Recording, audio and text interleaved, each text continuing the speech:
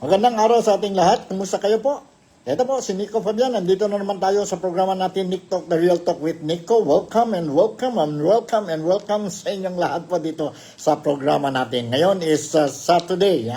Today is Saturday, November 22, and I hope everything is running smoothly sa buhay natin po. Weekend holidays tayo, and let's make use of this weekend to be with our family, close friends din po, no? Huwag natin kalimutan, and time for us to relax, no?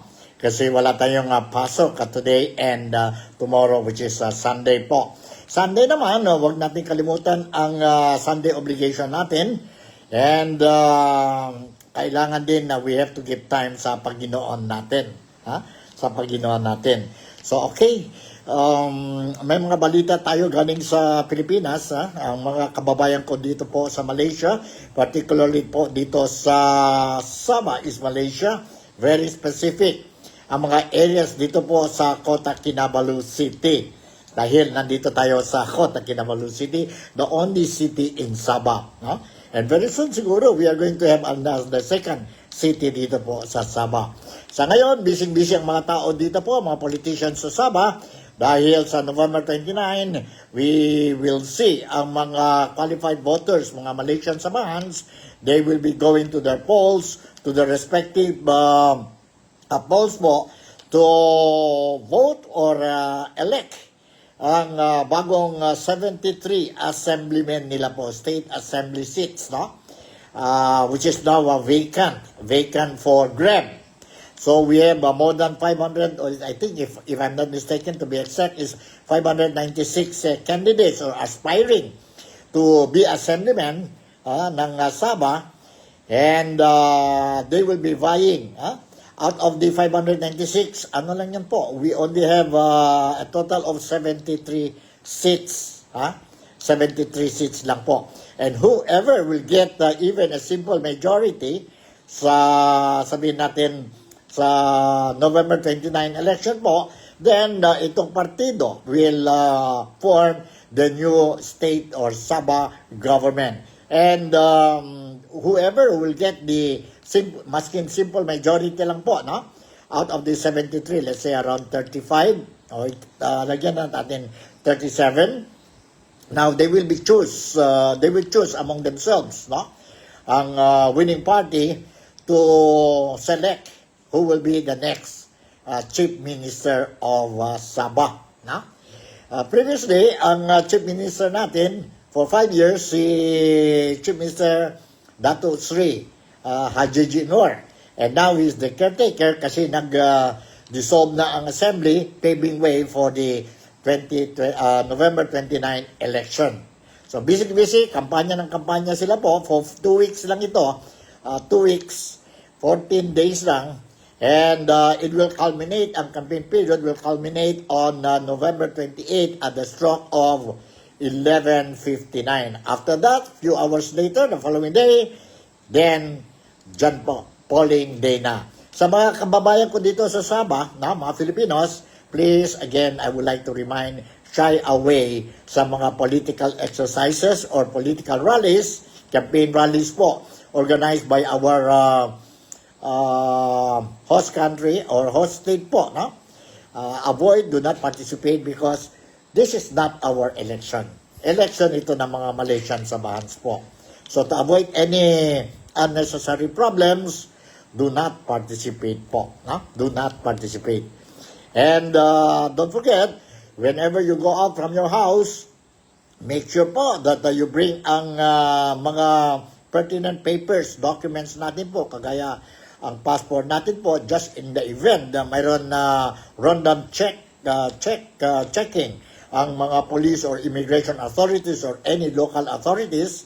At least you can show your documents, so wala kayong problema po. Because it's but normal, every big occasions, particularly during elections po, may mga random checking sa mga tao dito po. And those who don't carry their identification card, Malaysian identification card, and ang mga foreigners, ang mga passport nila po, they will be brought to the police station And until somebody will bring your documents and show to the police that you are not undocumented, then you will be released po. Kung mayroon na kayo dala-dala ang or show to them that we have valid passport or any other documents to prove that we are not or you are not illegal. Illegal dito po sa Sabah. So to avoid any problems, reminder lang sa mga Filipinos, bring your travel documents. Alright? So, ngayon, umpisa na tayo po sa mga issues sa Pilipinas. Mga kababayan ko dito po sa Sabah, I just want to inform you na ang presidente natin, si President Ferdinand Bongbong Marcos, sa video clip, the most recent video clip or video statement made by BBM, just recently po, wherein he announced na mayroon na po, si Saldico, former Congressman Saldico, and 17 others involved dito po sa very big corruption issue sa Pilipinas po, which involves billions and trillions of taxpayers' money po na wala tayo dahil sa corruption, sa greediness ng mga tao. Now, 14, that includes Saldico, nag-issue na daw po o nag-release na ang warrant of arrest. Warrant of arrest. Later on, let's talk about this warrant of arrest kasi kanina when I was out for a light breakfast, I also managed to talk to some of our kababayan dito po and may mga comments, reactions din sila. But before I will give you ang mga reactions ng mga kababayan natin dito po sa Sabah tungkol itong warrant of arrest, let me share with you po ang video statement made by our President, si President Ferdinand Bongbong Marcos po. Si Bongbong Marcos. Nandito po, brief lang ito, but kailangan na din po. Kailangan din that you or I will share with you itong statement ni Ferdinand Bongbong Marcos, ang presidente natin po. Sandali, ha? Okay, sandali. Hold on. I-prepare muna tayo po. And importante ito. Listen carefully po, Listen carefully. Ito po ay isa pang report na aking ginagawa upang malaman ng taong bayan kung ano na ang nangyayari tungkol sa mga flood control na kaso na naging iskandalo at kung paano ang kung ano ang mga ating nagawa upang mapanagot ang mga may kagagawan nito. Kaya nais kong i-report na ang ombudsman formal na naghain ng kaso laban kina Saldico at iba pang 17 individual batay sa mga ebidensyang iniakyat ng ICI at saka ng DPWH. Hindi po ito haka-haka, hindi po ito kwento. Ito po ay tunay na ebidensya. At ito po, para hindi ko lang papasahin, pero makikita naman ninyo sa phone ninyo, ito yung listahan ng may arrest warrant na. At ang susunod na hakbang ay wala nang paligoy-ligoy pa. Ang ating mga otoridad ay siyempre papatupad na nila itong mga arrest warrant na ito. Aarestuhin na sila, ihaharap sa korte at pananagutin sa batas. Walang special na pagtrato, walang sinasanto. Ako ang nagsimula nitong lahat. Ako ang magtatapos. Kaya asahan po ninyo na wala pong tigil itong aming ginagawa. At kahit na parang napakatagal ang dumanat na panahon, ako'y nagpapasalamat sa pasensya ng ating mga kababayan. Ngunit nagbunga na ng resulta ang mga pasensya ninyo. Maraming salamat po. Magandang araw po sa inyo. Okay, yan po. Narinig natin si BBM already announcing na mayroon na po warrant of arrest ng issue na po kay or out kay former Congressman Saldico, no?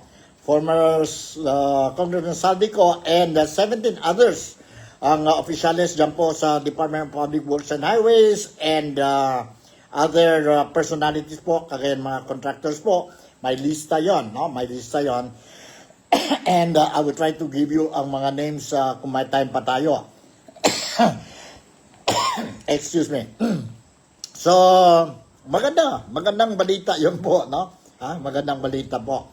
Sana lang po si Saldico po, hindi siya salita o kumanta po the other day po, no? Kasi previously, they were saying na mahirap pa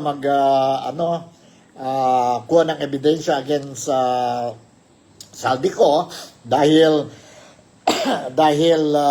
wala siya sa Pilipinas, no? Sa Pilipinas, and once they will have enough evidence, then they will file cases against Saldico, and warrant of arrest will be issued. So, yan po. That's the latest, no? And, maganda. That's a good news para sa akin po. But, mamaya na lang siguro, no? Mamaya na lang siguro we will be touching ang mga reaction ng mga Filipinos dito. In the meantime, I'll give you more details regarding itong, sabihin natin, warrant of arrest issue, no? Warrant of arrest issue ang ombudsman natin, which is spearheaded by newly appointed ombudsman si Boying Remulla. Andito po, hold on Okay, may news report dito po galing sa Maynila, galing sa ABS-CBN network. Ang heading nila ng news is arrest warrants out for Saldico, others tech in flood control mess. Marcos Jr. Okay, let me read a portion ng po. So, you will have an idea lang, no? Arrest warrant have been issued for the arrest of former Congressman Saldico, a central figure in controversy over corruption in flood control projects, and 17 others in SunWest Corporation. And 17 others in the Department of Public Works and Highways, and in SunWest Corporation, a company that founded by Saldico. President Ferdinand Marcos Jr. made the announcement of the issuance of a warrant of arrest kahapon afternoon. And sabi niya po, so to our law enforcement agencies, let us not prolong this and arrest them. Make sure that this is done quickly and properly. The wheels of justice are now turning. Yon po, sabi ni BBM. Grabe po, na magandang balita. The Sandigan Bayan 5th and 6th and 7th Division issued 11 whole departure orders and 2 warrants of arrest against Ko and others. Ko is a former chair of the House of Appropriation Panel and influential position since the committee works on the bill that will become the national budget. Itong issue dito po sa 2025 national budget po, no? So, nandiyan na po, sa whole departure whole departure order, nag-release din po, no? Para itong mga tao mentioned in the case, no? Most likely will file cases against them na they won't be able to leave the country po.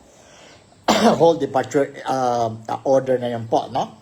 So, other din ang mga immigration natin po, all sa international airports natin, sa ports natin po throughout the Philippines, no?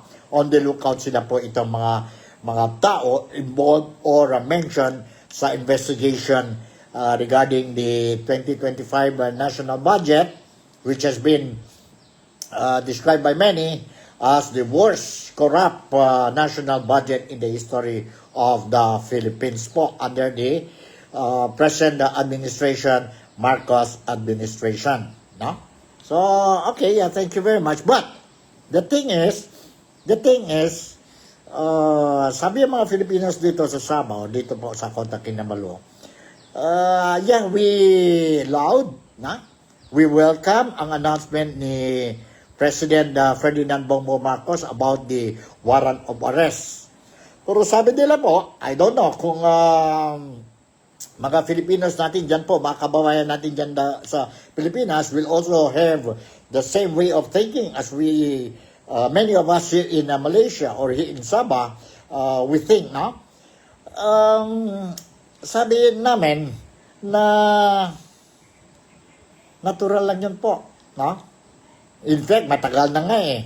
Dapat noon pa o earlier pa, nag-isip na sila, mag-issue na ng warrant of arrest, file na ng kaso sa mga tao involved, especially yun, klaro na po, nag-confess na sila, and klaro na mga ebidensya na involved talaga sila sa corruption practices po, no?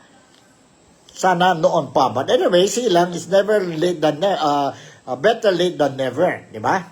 Better than late than never. So okay, welcome na welcome kami dito mga Filipinos po regarding ang developments dyan po sa Pilipinas sa issue na ito po. But sabi namin dito sa Sabah, Mr. President, what we want, no? Yun mga malaking isda, the big fish po. Doon na po, wala na tayong problema. Doon na, klarong-klaro na ang ebidensya na confess din sila po. Ito mga maliit na isda involved sa corruption, no?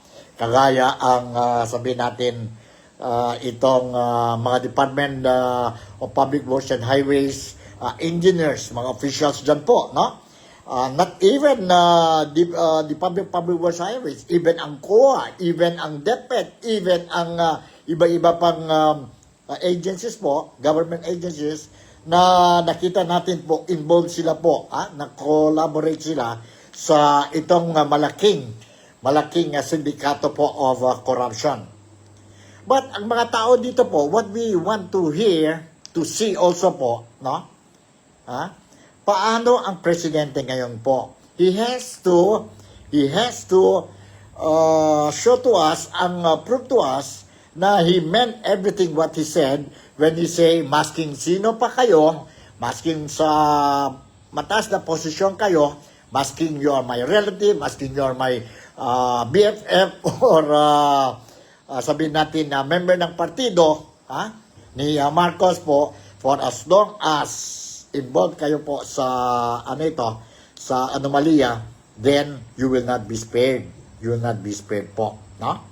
Ang tagal na po, klarong-klaro, sabi natin ang mga sila Hernandez, Alcantara, Bernardo, sino pa yan po? Saldico, yes, But lumabas din po, may connection na po ang pinsan ni BBM, and that is the former Speaker of the House, si Martin Romualdez. And whether since mayroon na mga notisya po that our own president, si BBM, was mentioned dito po sa anomalya, no? So yun ang gusto namin malaman po, no? Are you going to issue warrant of arrest din po and investigate itong mga malaking tao po? Kasi imposible si Saldico lang po ang mastermind. Imposible si Bersamin is the mastermind, no? Imposible talaga yun po. This is what we want to know po. Sabi pa ni Ombudsman Remulla, they're seriously investigating din ang case ni former House Speaker Martin Romualdez po, no? And he's optimistic that former House Speaker Martin Romualdez will also be issued a warrant of arrest and cases will be filed against him po. But, meron yung but po, no? But, sabi niya, it will take maybe 6 or 9 months po. Ganon ba yun? Kung mga ibang tao po, madali lang. In fact, hindi na ngayon madali eh. Delayed na yun po, no? Pero at least considered pa, madali lang po. Pero kung pagdating na si Martin Romualdez, it will take daw po mga 6 to 9 months for them to mayroon na talagang strong evidence po, strong case against Martin, then only they will file the case and warrant of arrest will be issued to Martin or Representative Martin Romualdez po. And ano ba po mga investigasyon po dyan sa Blue Ribbon Committee, dyan po sa ICI, no? Ano ba nangyari po? Bakit you cannot speed up, no? Itong kaso ng mga iba pwede mag-speed up, no? Pero itong kaso itong pangalan ni Martin Romualdez, due process talaga po. It has to take time. 6 to 9 months po. We don't know whether baka maglampas pa sa 9 months. Baka maglampas pa sa 9 months. By that time po, malapit ng eleksyon, marami ng mga issues, other issues po, no? So, yon ang what we are saying po na ano ba ito? The announcement of warrant of arrest is just made to appease ang mga tao kasi darating na ang November 30 just to show that may kaso na kasi sigaw ng mga tao po. We're giving you until November 30, may rally, big rally na naman. And if we don't see any concrete evidence that gobyerno is serious in pinning down itong mga tao, then we don't know what will happen sa rally. We don't know what will happen sa rally. So ano ba ito? Is it to appease the people? Issue ang warrant of arrest? Or ano? Kung mag-issue na ng warrant of arrest, ano ba yun? Non-bailable, no? Kasi ano yan, mga cases is malversation, plunder, no? So, it's something nice, good news. But kulang to po, kulang po. What we really want to see is the real one. At alam na mga Filipinos po kung sino ang mastermind. We are just waiting ang authorities natin po, ang gobyerno natin to mention the names, no? At saka mga ebidensya. We only want to see the evidence po. But if you ask anybody, Filipinos, out of 10 siguro po, 9 or 9.5 will say, alam na namin kung sino ang mastermind po. And we want also to know, since BBM's name was already mentioned, no? Kay Saldico, no? Na sana si BBM will come out to the public and explain and clear his name. Kasi mahirap po kung gano'n nang palagi. Hindi lang ang confidence namin na wawala na sa gobyerno, sino ang buhay ng mga Filipinos po talagang apektado po. Ang ekonomiya natin apektado po dahil it's not clear what is happening po sa kaso ng corruption sa Pilipinas po. You just imagine, pag sabi ko economy po, you just imagine ang peso natin against US dollar po 59 plus. Anong ibig sabihin niyan po? Walang value na ang peso natin. Anong ibig sabihin niyan po kung walang value na ang peso natin po? Ibig sabihin, ang presyo, mga essential goods, mga pagkain natin po, will also go up. Will also go up po, whether we like it or not. And apektado din po, when we say economy, apektado din po ang other sectors natin sa gobyerno po.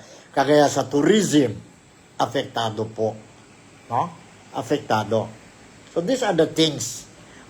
You don't expect import-export will increase, will level up kung ganito ang sitwasyon po. You don't expect ang mga foreigners will come to the Philippines and invest. if they see ngayon po, ganito ang corruption sa Pilipinas. Remember, ang South Korea, they withdrew giving loan to the Philippines. Bakit po? You cannot blame them. Kasi doon na din sila, we'll give you a loan, and then corruption yan sa Pilipinas, baka you won't be able to pay us. And dami pa po, no? Dami pa mga Filipino wants to know, hindi lang itong corruption po sa flood control projects at saka sa national budget natin ng 2025 and 2026. We also want to know, kami din dito sa Malaysia po, and I'm sure overseas Filipino workers in other parts of the world, we also want to know, saan ba nagpunta ang pera ng PhilHealth na they promise, si BBM promise that they will return the money sa PhilHealth. Ano ba nangyari sa Maharlika Fund? 2 years na po, walang report. Ano ba nangyari? You still remember na ang gobyerno ni Marcos,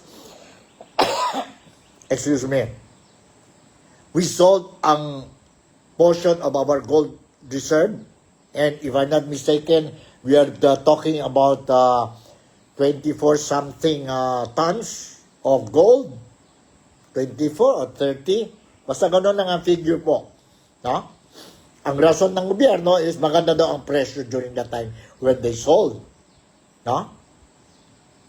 Maganda daw. So, saan nangyari? Magkano? We want to know, how much did you sold ang gold ng Pilipinas? At ano nangyari sa pera? Saan lang ang pera po? If you look at it, ang sitwasyon po, based on the statistics po, I think this year alone, ang pinakamalaking gold selling sa mundo po, o dito sa Asia lang siguro yan ang pinakamataas talaga po ang Pilipinas. It is 24 or almost 30 tons we sold ang gold reserves natin po. Sa mga ibang nation po, I think ang pinakamataas is around 2 tons lang po. Bakit ang Pilipinas malaki talaga? And saan na ang pera? What did you do with the money? Hindi lang po, we are not only talking about flood control projects po. We are talking about ito naman, ang gold, ang Maharlika Fund, ang PhilHealth. Saan na po? There is no explanation. No explanation po. Kaya nga, we'll be talking about this later on po. Later on, kung may time pa tayo.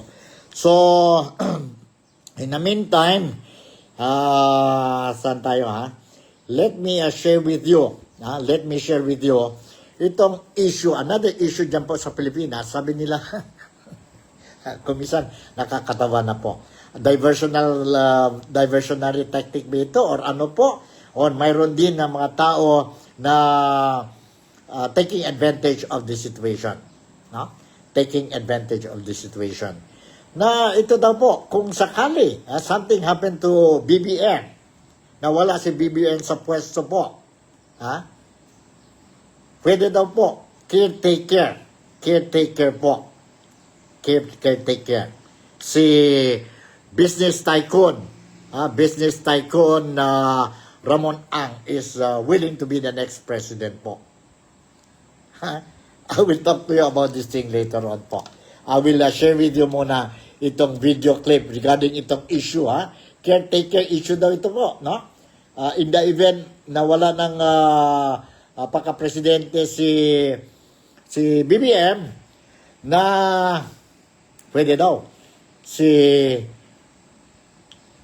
yun presidente ng San Miguel, si Ramon Ang daw po, is willing to be the president, willing to be the next president of the Philippines.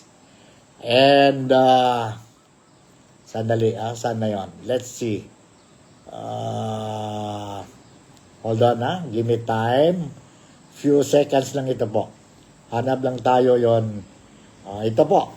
Let's watch and listen to this video clip po. Ito ang bilyonaryong negosyanteng si Ramon ang presidente at chairman ng San Miguel Corporation. Siya raw ang napipisil na mamuno muna ng bansa hanggang sa susunod na eleksyon. Base sa article na inilabas ng politico.com.ph, usap-usapan daw sa grupo ng nagbibusiness ang posibilidad na maging consensus caretaker si Ang. Sa gitna yan ang tumitinding problema ng bansa sa korupsyon. Bukas daw sa ideyang yan ang iba pang mga bilyonaryo sa bansa, lalo na kapag lumala pa ang political paralysis at makaladkad pababa ang ekonomiya. Ayon sa mga bulong-bulungan, pinag-uusapan umano ng mga nasa alta sa syudad ang isang military-backed reset, hindi kudita para raw ibalik ang kaayusan at tiwala ng mga investor. Target umano nitong ihanda ang bansa sa susunod na eleksyon sa ilalim ng pansamantalang pamunuan. Agad namang nag-post sa Facebook si Congressman Paulo Duterte. Ang inireport daw ng politiko ay nakakabahala at isang malinaw na paglabag sa saligang batas. Kung mangyari nga iyan, para raw tayong Banana Republic na pamumunuan ng highest bidder. Dagdag pa ni Pulong, may natanggap siyang impormasyon na isa pang business tycoon daw ang personal na na-measure para mag-resign si dating Executive Lucas Bersamin. Ito raw ang nagpopondo sa grupo ni AFP Chief Romeo Bronner Jr. Kung totoo raw ang mga impormasyong ito, sabi ni Pulong, iniimpluwensyahan at minamanipula ng mga makapangyarihang negosyante ang ating gobyerno. Ibig sabihin, nakabalik na ang mga oligarch. Kasunod niyan, nag-post din sa Facebook si Ramon Ang. Diretsahan niyang sinabing hindi siya papasok sa politika. Alam daw ni Ang na maraming hinaharap ngayon ang bansa. Naiintindihan niya kung bakit gusto agad itong masolusyonan.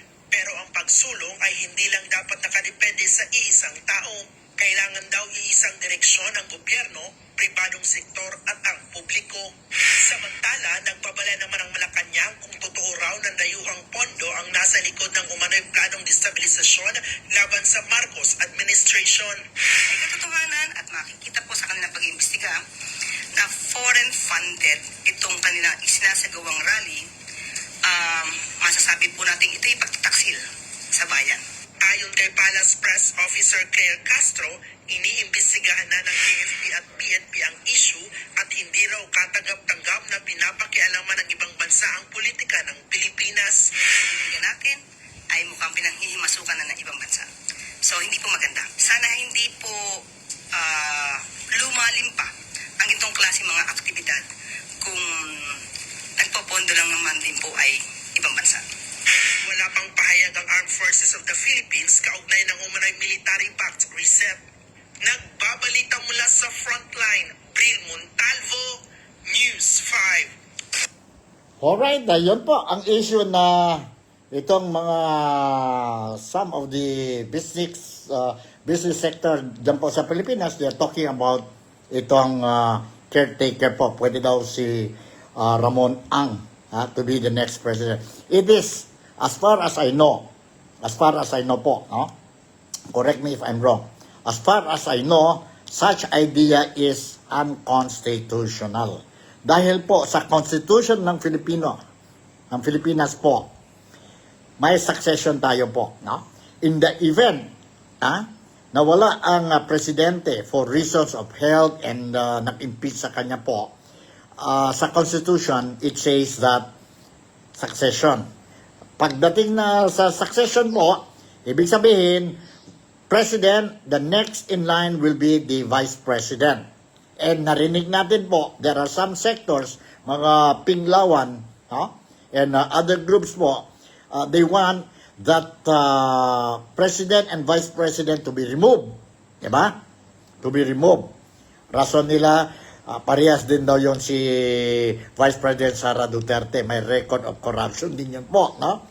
But mahirap to prove, no? Corruption kay mga Dutertes or kay VP Sara. But anyway, may sigaw na yun po. Nakita na natin sa mga rallies po, mayroon na Marcos resign and Sara resign, di ba? So, succession, kung nawala ang presidente, either he resigned himself or nag-impeach siya po, no? Then the next person to be up will be the Vice President. Na in the event, hindi pwede mag-akyat si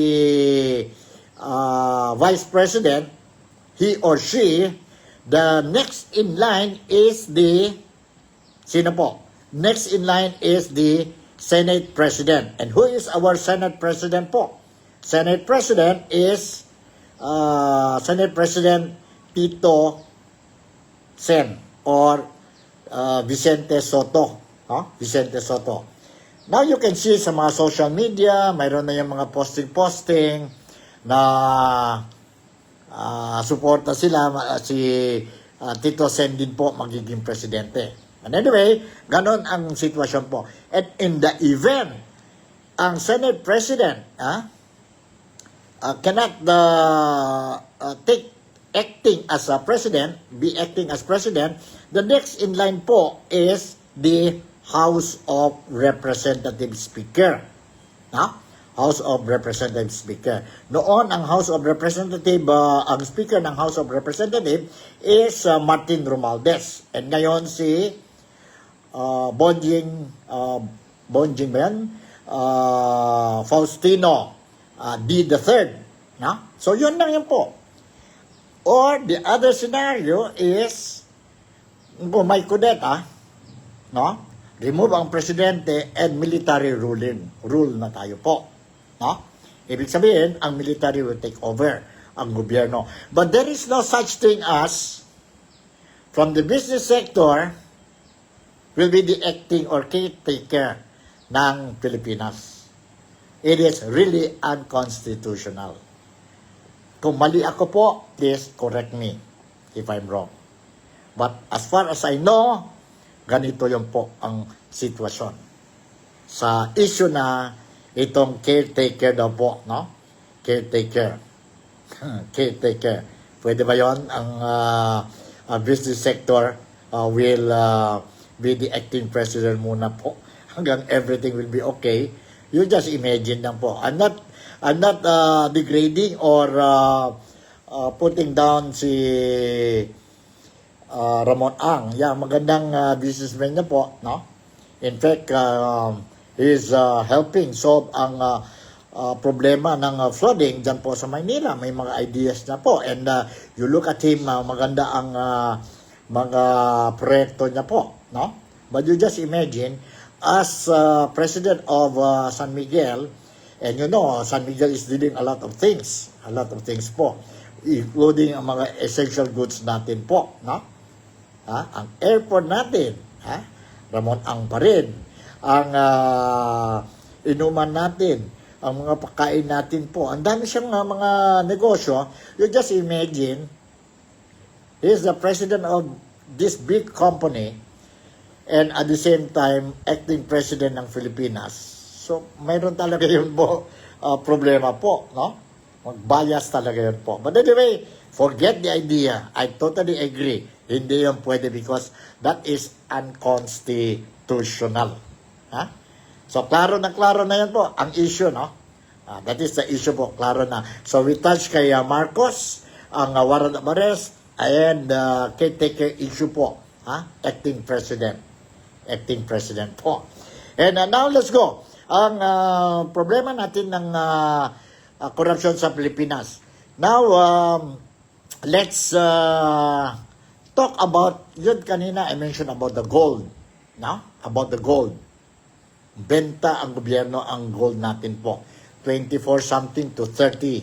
30 or below 30 po. Around that range lang po, And ang question ng mga tao ngayon po, magkano and saan na ang pera ngayon? Why is it the president is not giving us the information? Alright? So, nandito po ang reaction ni former executive secretary and campaign manager ni BBM po, 2022 election, Nandito ang reaction niya about itong gold issue po na nagbenta ang Pilipinas po, Nandito po. Let's watch and listen to this. Hold on, Let's watch and listen to this. Saan na yan? 2:30.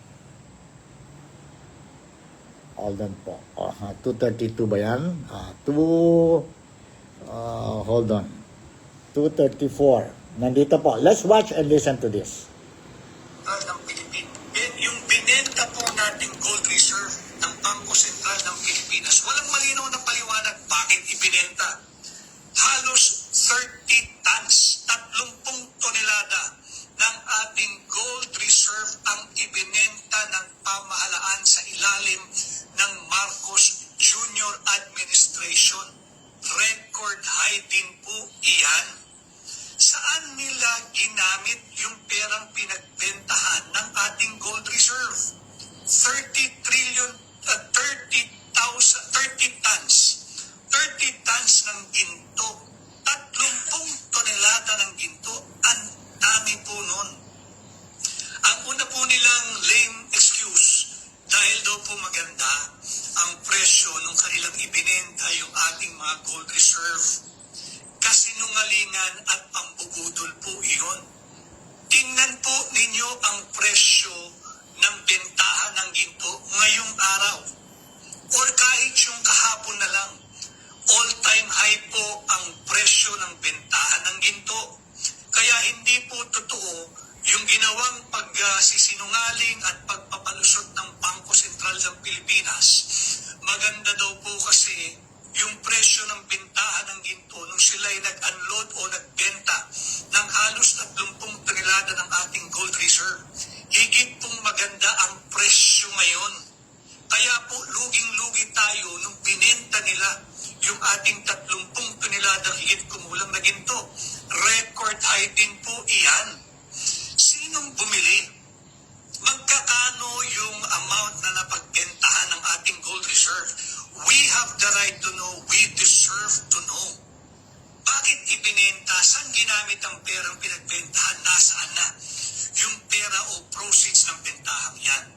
Sapagkat kung yung binenta po noon, sinabi nilang magandang presyo, kung ngayon po tayo bibili ng katumbas na halaga o timbang yung 30 tonelada higit kumulang na ginto, lugi na po tayo, abonado na po tayong mamamayang Pilipino. Hindi ang Marcos Jr. Administration. Panansamantala lang naman ho silang nandyan. 6 years lang naman silang nandyan eh. Or maybe shorter. Depende po sa pagkilos ng taong bayan. And yung binenta po nating gold reserve, Alright, yun po, narinig natin na si Atty. Vic Rodriguez. And itong issue po, just recently, dyan po sa Senate budget, no? It was also raised by Senator Rodante Marcoleta po. He was questioning kung saan ang pera ng gold na benta ang Pilipinas po. And ano ngayon ang latest updates, no? Tungkol itong issue ng gold. And during that time, si Marcoleta was saying it is something like 24 point something tons, no? Si Atty. Vic Rodriguez is saying roughly around 30 tons, no? But okay lang, let's just put it between 24 to 30. Iba-ibang figure nila. But the fact is, we sold ang gold natin for this year alone. Ang Pilipinas ang pinaka-highest nagbenta ng gold po, ang reserve natin po sa buong mundo. No? Ang lowest, ang next country who sold their gold po, I forgot the name. Is it Cambodia ba? No? I think mga 2 tons lang po. 2 tons lang. No? And ngayon, the question is, saan na ang pera? Where did you use the money? O saan nagpunta ang pera po? And if ever you use that money po, nasaan na ngayon? Where did you put ang pera? No? Same thing goes po, ang PhilHealth natin po. Remember? 90 billion. Nakuha din ng gobyerno. 60 billion ba yun? Something like that. And they promised that they're going to return it, sabi ni BBM. But hanggang ngayon po, we don't know whether nag-return na ba or wala pa. These are the issues raised during the budget hearing. No? We want to know. That is the right of every Filipino to know. We need explanation, answers coming from the government. Unfortunately po, that is not happening. That is not happening. Okay, PhilHealth. Now, mayroon tayo dito isang footage regarding ang problema ng mga Filipino when it comes to kung may sakit tayo po, may cancer tayo, or ano po, no? Now, mayroon ako dito video clip coming from the former president ba ito? Former president or chairman ng PGH Cancer Institute, si Dr. George Ignacio. No? Let's watch and listen to this po. I'm just sharing with you po these issues para this you know what is really happening po sa Pilipinas. Hindi lang ang corruption sa flood control projects, hindi lang sa national budget natin po, but noon pa mayroon na tayong problema. Mayroon na mga opisyales natin, mga politician natin who are sabihin natin na stealing money from us, ang mga taxpayers money po, no? Okay, nandito si Dr. George Ignacio. Dr. George Ignacio, saan na yan? Aha, hold on ha. Dr. George Ignacio.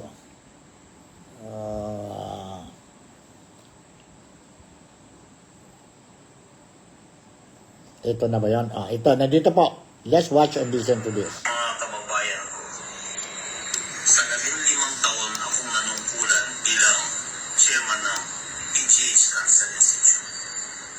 Maraming pasyente po ang pumatok sa pinto ng aking opisina noon. Naghahanap po ng mga gamot. Hinihintay nila ang kanilang chemotherapy na wala pa sa amin. Ang naisagot ko po sa kanila ay pasensya na po, wala pa po tayong gamot, wala po tayong budget para sa inyong mga gamot. Naghihintay po tayo. Wala po kaming magagawa, mahirap po tayo na bansa. Sa mga pangyayari po ngayon sa ating lipunan, lahat ng nakikita natin, mali po lang pala ang aking mga sinabi noon. Hindi po pala wala tayong pera bilang bansa. Mayroon po tayong pera, nasa pulsa po ng mga taong walang konsyensya. Sana po ang nagpapasasa sa mga pera na ito ay makita na may mga pasyenteng namatay dahil sa kanilang pagkuha ng pera na dapat ay naibili ng mga gamot. Hustisya ang isinisigaw ng bayan. Ang mga malamig na tiyan at malamig na mga paa na nakababad sa baha ng mga taong nakatira sa lansangan, sila po ang mga sumisigaw ng hustisya, katarungan. Iyan pa ang kapalit ng mga pagbili ng mga kotse na mamahalin, ang pagkain sa mga mamahaling hotel, ang pagtapo ng pera sa mga kasino. Dapat po ang buhay ng bawat mamamayan na naghihirap dahil sa korupsyon ay sagutin ng bawat mga mambabatas, mga kawani ng DPWH. Alright, yun po, narinig natin po. Totoo yun, I totally agree with Dr. George Ignacio po.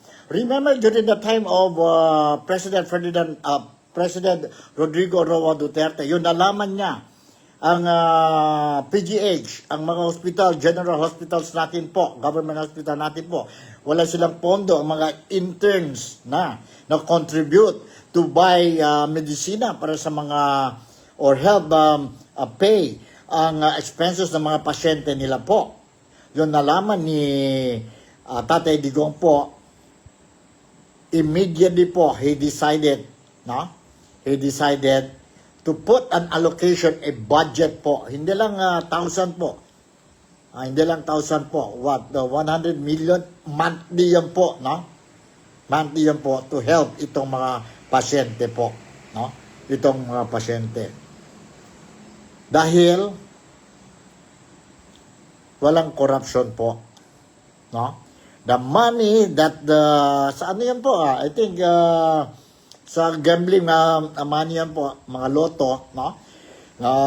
He instructed, make sure that you give this certain amount, this big amount po para sa hospital po, so that they will use and help sa mga tao po. Na ngayon, what is happening, according to, nag-realize si Dr. George Ignacio, akala niya po noon, yung mga tao nagpunta sa kanya, hiningi ng tulong, and he used to say, pasensya, hindi ako makatulong sa inyo, hindi kami pwede magtulong sa inyo kasi wala kaming pera. Sabi ni Dr. George ngayon, hindi pala walang pera. Ang dami tayong pera. Ang problema lang, nagnakaw ang mga tao. Ang mga tao na sa posisyon, ang pera.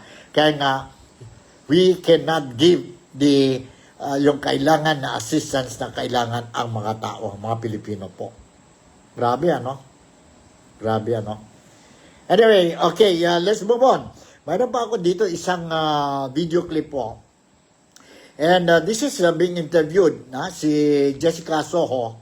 Nag-interview siya po kay Dr. Tony Lichon regarding ang issue natin dyan po sa Pilipinas, sa corruption po. Ang financial status ng Pilipinas po. Brief lang ito, but you listen carefully po. You listen carefully and malalaman niyo po, you will know ano ang status ng nation natin. Nandito, let's watch and listen to this. Pasyente, nasaan po kaya tayo? Tayo po nasa ICU na ngayon. In fact, malapit ang mamatay. Ang naku And then, naman. na malapit sa morgue na. Yun ang pag-picture sa sitwasyon natin ngayon. Napaka-grim. Oo. Yung sakit natin wala nang lunas, ganun po ba? Wala nang lunas kasi ang unang-una, yung doktor na tumitingin, walang awa. Yun ang unang-una. Gobyerno po yan. Gobyerno or cabinet secretaries. Kasi pag nasa ICU ka, di ba maraming espesyalista doon kasi maraming sakit So, multi-organ failure yan di ba? Pero may attending physician, yan ang Pangulo ng Pilipinas, di ba? Ang problema, hindi naman nakakasigaw yung pasyente. Hindi naman nakakalakad dyan para kumuha ng guarantee letter. Kaya, ang health natin, pinakamalubha sa buong Asia. In fact, nananakaw pa nga yung PhilHealth funds, yung syntax law, niyurapan. Makikita mo, pag pumunta ka sa mga ospital, namamatay ka na lang dyan. Kung may cancer ka, wala.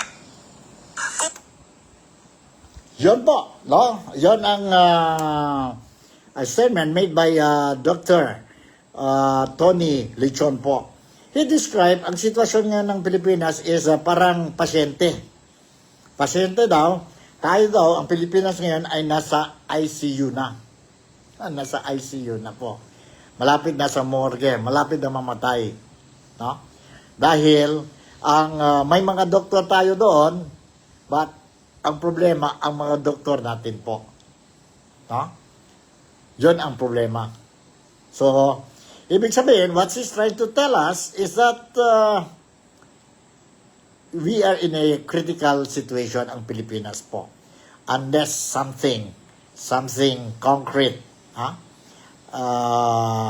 mangyari or ang government will do po. It goes back to, yun na, corruption po. Ang corruption po sa Pilipinas. Right? The other issue I want to raise is, or remind ang mga Filipinos po, is yun Mahadika Fund. Mahadika Fund po. 2 years na, di ba? 2 years na po. Kuha sila sa bangko, ang pera natin po, that includes even, ano ba yun, sa, ang pondo ng overseas Filipino workers po, no? They borrowed it and invested, no? May 3 project lang yun po, according to Senator Rodante Marcoleta during the budget hearing. 3 project lang po, no? But hanggang ngayon, ang gobyerno never explained to us what is really happening. Although during the budget hearing, I think if I'm not mistaken, they mentioned that you're not making money yet. So 2 years na yun po. Whether you are making money or you are not making money po, it is your obligation to inform the public what is happening. Ang investment. Saan na? What is ang latest financial status ng Maharlika Fund? Baka sa bandang huli po, malalaman na lang ang mga tao, mga Pilipino po, na ubos na ang pera. Ubos na ang pera natin po. Yon ang problema. So, again, because of these things, remember, mga kababayan ko dito po sa Malaysia, the overseas Filipino workers sa iba-ibang parte ng mundo, as well as sa mga kababayan natin, loved ones natin sa Pilipinas po. Remember, itong problema ng Pilipinas, hindi lang tungkol po sa flood control projects. No? Hindi lang tungkol sa national budget. Malawag ito po. No? That includes ang Maharlika Fund, that includes ang PhilHealth natin po, pera, ang SSS ba yun? They use the money to invest sa ibang which is a gambling activity, something like that po, no? And nagiging issue yon po. So, corruption po ang mga tao. Kaya nga, if we really want to see changes po, no? First thing first, si President Ferdinand Marcos po must come out openly to the public and tell us the truth. Yan po, importante po. What is really happening? Tell us itong mga issues, ganito. Ito mga latest updates, ganito. Tell us the truth. Ito bang kaso that you want to file against your own cousin po? Totoo ba yun o hindi? No? When you keep on saying, nobody is exempted. Totoo ba yun o hindi? Bakit madali to file cases, issue warrant of arrest sa mga tao who talk against the government? But those with the government, we have to follow procedures. Diyan po. At sa mga Pilipino po we are not born yesterday. Alam na namin po. So sana lang po ang Presidente will realize po. For example, okay, it's an old issue lang. As simple as this. Hair follicle test. Noon pa ito issued, 2021. See? Hanggang ngayon. Hanggang dumating na ang kapatid, super ate ni BBM is the one who already revealed na totoo ang presidente natin is a user of illegal drugs. Labas na. Tell us so that we will know up to what extent na damage ang brain mo dahil sa droga. Kung wala naman, then okay, no problem. You can continue, we will allow you to continue. Kagaya ako po, it's not that I want to see you down, removed from the post as president, and put Sara Duterte. May constitution tayo po.